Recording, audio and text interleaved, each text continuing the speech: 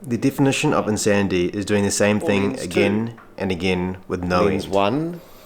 That's what I Or lens felt 2. with my current job. And I'm Lens trying to make 1. that change, but it's lens difficult. 2. Okay, now we're going to take a look at the health of the eyes. So what I'll get you to do is, I'll get you to, if you could please, put your chin there and forehead up against the forehead rest, Lens please. 1. Or lens 2. Lens Lens everything's 1. looking really healthy in your eyes, so we'll just see you in another 2 years' time.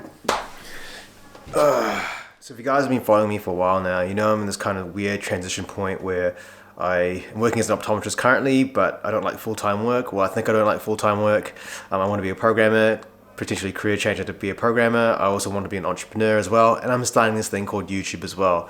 A lot of weird combination of things, right? But I want to talk about changing careers and why it's so hard and why it's so difficult. I'm kind of in this weird position now that I'm working part-time as an optometrist, but I've also got a part-time contract role in programming. So to really explain why I want this change, I think it's really important to explain why I became an optometrist, because you're going to think, why'd you study optometry? Why'd you become an optometrist?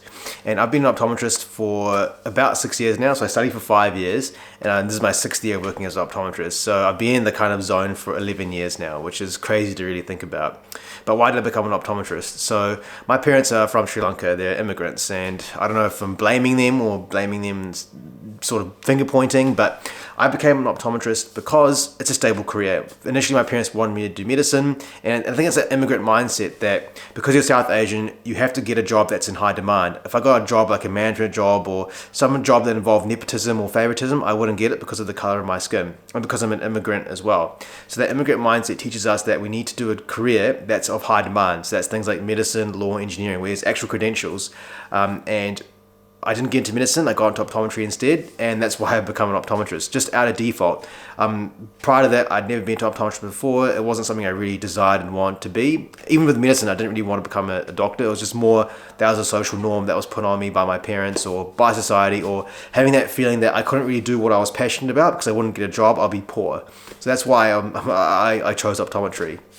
Now, when we had the series of lockdowns in the past, that made me sort of think about what I really wanted. Like, there were certain things about jobs that I saw in other occupations, like being able to work remotely, which seemed really cool, or having flexible hours, and noticing that in my current career as an optometrist, I didn't have those things. So I discovered programming. I really enjoyed programming, but it made me look at my current job as an optometrist, and it's none of those things. Like, it's not remote. You have to work at set hours, and you have to see people. And the job was quite mindless and boring when I found with optometry. I mean, there are things in optometry that you can look at to make it enjoyable, but with programming, I feel like you're constantly using your brain and you're learning all the time. Right, so that kind of explains why I did optometry and why I want to make this change. I kind of want to talk about why it's difficult. And the first point I want to bring up is golden shackles. Now, what I mean by golden shackles is that optometry is a very cushy job. It pays very well. It's in high demand. So, for example, I used to live in Christchurch, which is a city in New Zealand, and I moved to Palmerston North, and getting that job change was quite easy. Compared to other fields or other roles, it's actually really difficult to be able to change jobs and change cities, but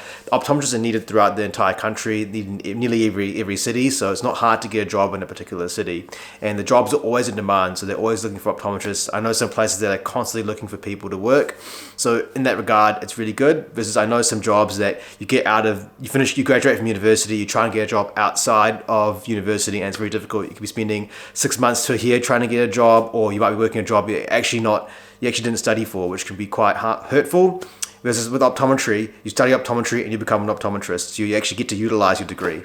And the money you earn in optometry is very good. I mean, my salaries range from starting at $75,000 New Zealand all the way up to $90,000. I know some friends who are earning over $100,000 in New Zealand. So there's definitely potential to earn a lot of money. It's comfortable too. It's 40 hours a week for a full-time job. When you go to work, you're at work, you do your work, and then when you go home, you can forget about it. You can enjoy the rest of your life and your day. That's the beauty of optometry, and that's what I've grown accustomed to. I've grown accustomed to that comfort. I don't have to fight for positions or jobs because I can just usually attend an interview, and it's more as a guarantee I'll get that job. I can make applications for a job and it's almost a guarantee I'll get it, versus other occupations like that. And those are comforts that I'm definitely going to miss. A bit about my student loan. So I spent about $75,000 through university, and the reason it's so much is because of living costs. So generally the whole degree itself, which is 5 years, would be around about $40,000 maximum, and I think on top of that I had $35,000 of living costs. So that's money you get every year just for random expenses like paying your rent, your food, and most of the money I put towards savings, which is a benefit anyway. So currently right now, I'm 29 years old. I have got a student loan of $25,000. But also the really key thing is you spent 5 years on a degree. I've spent 6 years working, and it feels a bit of a shame just to give all that up, like drop all that for something else that's completely different, like programming or entrepreneurship. But I guess the way of thinking about that is that those past experiences I had, I can use them for the future. I've gained so much experience and knowledge in optometry in terms of business, how to deal with people, about eye health, about the health industry. That's going to help me for whatever endeavor I take in the future. And coming back to my age, being 29 years old, it's quite scary having to switch careers or start again. So like I said, coming back to the comfort of the job pays really well, and being able to go to something that's a bit of a lower salary or not viewed as high as prestige is quite detrimental. It's quite difficult, it's quite hard to deal with and difficult to make. And that's what contributes to making that change a bit more difficult. And being at the age of 29, you don't want to start all over again. Like imagine being 30 and halving your salary or anything like that, or being a junior again. Versus I'm in a career that I'm already experienced in. The next thing I note down was societal expectations. So I believe society puts a pressure on us that we need to, have a job, good paying job, get married, get a house, and have kids. And I'm at the stage where I think with optometry, I'm able to accomplish those things, check those boxes, and society will reward me for those things. But looking within myself, would I really be happy that I'm doing a career that I didn't really want to do? I'm giving up this opportunity to, do YouTube, do entrepreneurship, become a programmer, do a career that I'm actually interested in, just so I can tick the boxes and make everyone else look happy at me or give me validation that, hey, I've got a house, I've got kids, I'm married, rather than figuring out my life first, seeing what I really want, like becoming a programmer, trying entrepreneurship, doing YouTube, and then finding a partner who kind of aligns with those sorts of goals that I have, and delaying that script. And that's quite hard to do because it's hard to do things for what you want, because I've been in arguments with my parents and my friends. You get, when you post like on social media that you bought a house or you've got married or you graduated, you get a lot of likes of that. But then when you say things, I'm starting a YouTube channel, or I want to start a business, or I want it to be successful, a lot of people don't care. And it's really sad to say, and I've said it in previous videos, that some of your friends want you to fail. But not the real ones. The real good friends want you to succeed, of course. Now, I kind of want to come to where I'm at this stage. So this is to you, Shivan, in the future, because I want to look back on this point. So right now, I'm in this zone where I'm working part-time as an optometrist. I'm also working part-time as a programmer. And it's hard having those two careers, because I find with optometry is not a job that you can show up and just do the work. You have to actually show up. You have to be empathetic. You have to go a little bit above and beyond to make the patient happy or to please the patient. And there are things outside the job you have to do, like to maintain the skill level. You still have to get CPDs, which is continuing professional development. You still have to go out and get points for those. And you still have to go to conferences. You still have to display a job in a good sense. You still got to be good to your colleagues, good to your boss, and those are things that are hard to do, because that's energy you spend outside of work that I'd rather put towards developing this career as a programmer.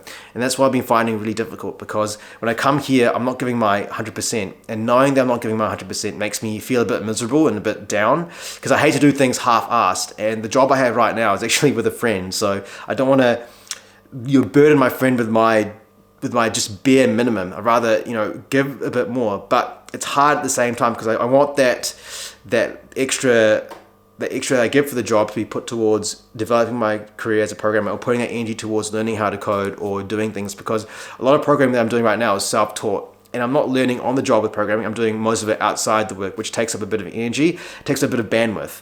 And the problem with this is, if you go on with time, you'll eventually burn out, from my experience. Or I presume you'd burn out in the future. So, future Shivan, if you're watching this, I'm wondering how you're going. And another thing too is, when I did find joys in optometry, or there's some things that'll make me happy, like a patient will make me smile, I'll be quick to cancel it out. It's weird, because I don't want to feel happy at my job. I want to use this misery that I've got to sort of propel me to my future goals, like becoming a programmer or becoming an entrepreneur or being able to have a free life. I try and become miserable at optometry so I can force that misery into motivating me towards my goals. And maybe that could be the problem. Maybe that's why I'm feeling this way. Like if I looked at happiness within the job of optometry, then I've got a feeling that might kill my dreams of becoming a programmer or becoming an entrepreneur. So these are all things that are just going on in my head that makes it really difficult to make that change. And finally, speaking of misery, I don't know if misery loves company, or I like to be miserable, because when I with social media, I found that if I display my misery, a lot of people will give me comfort, or I get a lot of validation.